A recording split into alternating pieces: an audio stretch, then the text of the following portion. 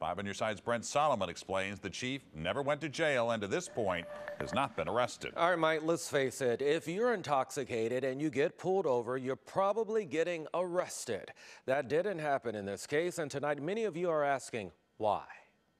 Take a close look at the video. He is hammered drunk right now. During a sobriety test, you can see Hazelwood Police Chief Greg Hall struggling to walk the line.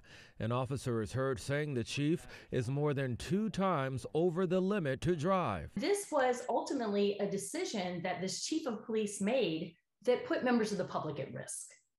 And so in that case, I think he has to be held to the same or higher standards as anyone else would be. 5 on your side political analyst Anita Mannion says members of law enforcement are rarely prosecuted for alleged crimes committed on the job.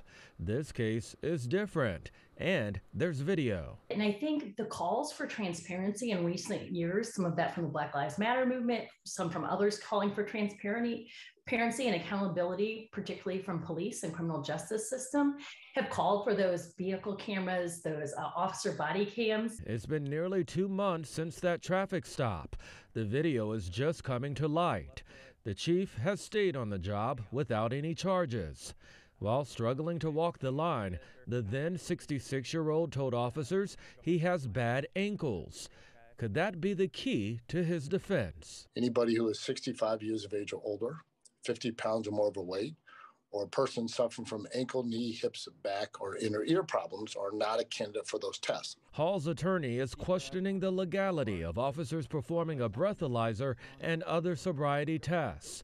During the stop, the then chief of O'Fallon Police, John Neske, is called to the scene.